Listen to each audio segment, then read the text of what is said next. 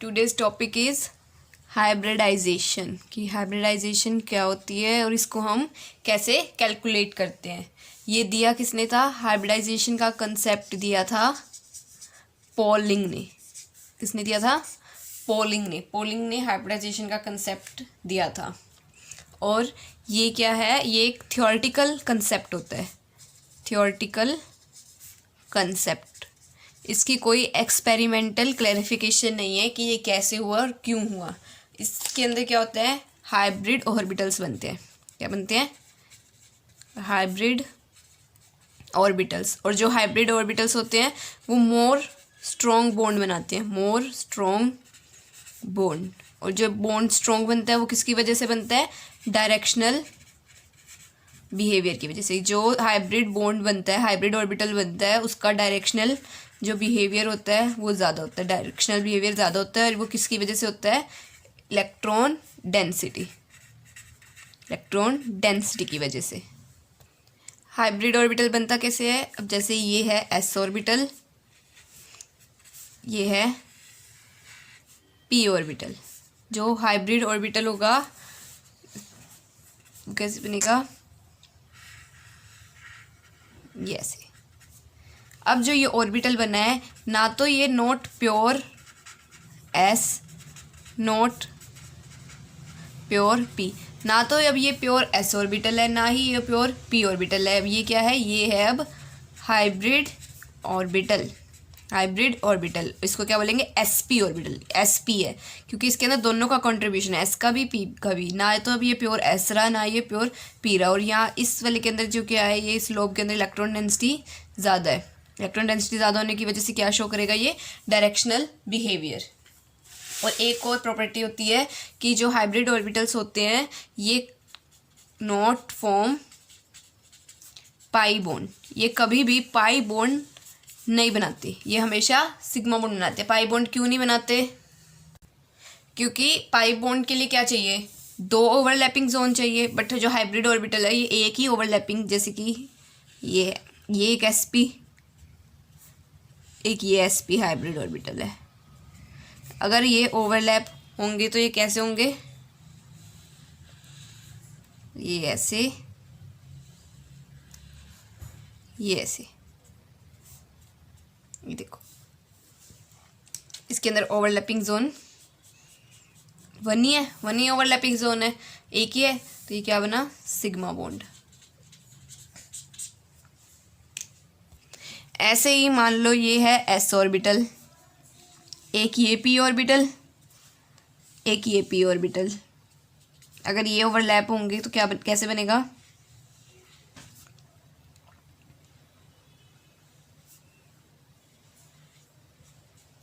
ये पी, ये पी का, ये एस का। इसके अंदर एस, इसका पी का एक लो पॉजिटिव वाला, एक इस पी का लो पी। तो क्या हो गया? ये हो गया sp2 हाइब्रिडाइज्ड। तो क्या है? ये बनते हैं हाइब्रिड ऑर्बिटल्स बनते हैं। अब बात आती है कि हमें पता कैसे चलेगा कि हाइब्रिड ऑर्बिटल किस केस में बन रहे हैं और किस केस में नहीं बन रहे। तो ये पता करने के लिए कि हाइब्रिड ऑर्बिटल किस केस में बनेंगे और किस केस में नहीं, इसके लिए एक रूल आया। क्या? Drago's rule. और next topic is Drago's rule. Drago's rule, ये रूल क्या बताता है कि कौन सा एटम हाइब्रिडाइजेशन शो करेगा, कौन सा नहीं।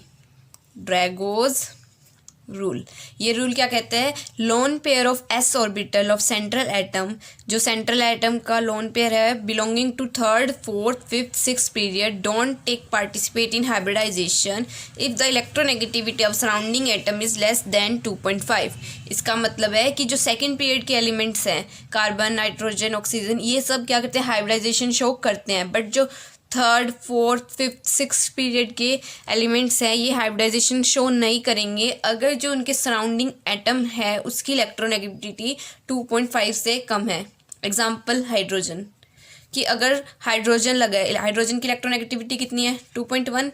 तो अगर कोई भी third, fourth, fifth, six period का एलिमेंट हाइड्रोजन के साथ अटैच्ड है तो वो हाइब्रिडाइजेशन शो नहीं करेगा। और जो एलिमेंट्स हाइब्रिडाइजेशन शो नहीं करते उसको क्या बोलते हैं? ड्रैगोज, ड्रैगोज कंपाउंड। क्या बोलते हैं? ड्रैगोज कंपाउंड। फॉर एग्जांपल अगर हम नाइट्रोजन वाली सीरीज कंसीडर करें, नाइट्रोजन फॉस्फोरस, आर्सेनिक, बिस्मिथ, ये वाली सीरीज, ठीक है। तो नाइट्रोजन तो सेकंड पीरियड का है, तो ये हाइब्रिडाइजेशन शो करेगा अगर इलेक्ट्रोनेगेटिविटी 2.5 है या उससे कम है या उससे ज़्यादा है, सबके साथ करेगा। बट जो ये वाले हैं ये तभी हाइब्रिडाइजेशन शो करेंगे अगर जो सराउंडिंग एटम है उसकी इलेक्ट्रोनेगेटिविटी 2.5 या इससे ज़्यादा है। फॉर एग्जांपल PH3 ये हाइब्रिडाइजेशन शो करेगा ना, नहीं करेगा, ये हाइब्रिडाइजेशन शो नहीं करेगा। हाइब्रिडाइजेशन शो नहीं करेगा तो इसका मतलब क्या है, हाइब्रिड ऑर्बिटल्स नहीं बनेंगे। हाइब्रिड ऑर्बिटल्स नहीं बनेंगे तो इसका मतलब इसके पास क्या है, प्योर p ऑर्बिटल। क्या है, प्योर p ऑर्बिटल। और जो भी कंपाउंड्स जिनके पास प्योर p ऑर्बिटल होता है उनके बीच में एंगल कितना होता है, 90 डिग्री। कितना होता है, 90 degree. Similarly ASH3, SbH3, BiH3 ये भी क्या है, हाइब्रिडाइजेशन शो नहीं करेंगे। और ऐसे कंपाउंड जो हाइब्रिडाइजेशन शो नहीं करते ड्रैगो रूल की वजह से, तो उनको बोलते हैं, ये क्या है, ड्रैगोज कंपाउंड। क्या है, ड्रैगोज कंपाउंड। अब अगर ये कंपाउंड है PF3, फ्लोरीन की इलेक्ट्रोनेगेटिविटी ज़्यादा है, तो इस केस में क्या होगा, हाइब्रिडाइजेशन होगी और इसके अंदर प्योर S या P ऑर्बिटल नहीं होगा और एंगल भी 90 डिग्री नहीं होगा। एंगल किसके हिसाब से होगा, जो हाइब्रिड ऑर्बिटल बने हैं उनके हिसाब से क्या होगा, एंगल होगा। अब हम देखते हैं कि हाइब्रिडाइजेशन है, हाइब्रिडाइजेशन नंबर को कैलकुलेट कैसे करते हैं। नेक्स्ट टॉपिक है हाइब्रिडाइजेशन नंबर की, हाइब्रिडाइजेशन नंबर को कैलकुलेट कैसे करते हैं। इसका फॉर्मूला होता है क्या, हाफ ऑफ ब्रैकेट में number of valence electron of central atom, कि जो हमारा सेंट्रल एटम है उसके पास टोटल वैलेंस इलेक्ट्रॉन कितने हैं, plus number of monovalent atom, कि जो उसके साथ मोनोवेलेंट एटम कितने कंबाइंड है, प्लस नेगेटिव चार्ज, कि अगर कोई भी उसके साथ नेगेटिव चार्ज दिया हुआ कंपाउंड के साथ उसको ऐड करेंगे, minus positive charge. Positive charge तो माइनस होगा और नेगेटिव चार्ज क्या होगा, ऐड होगा।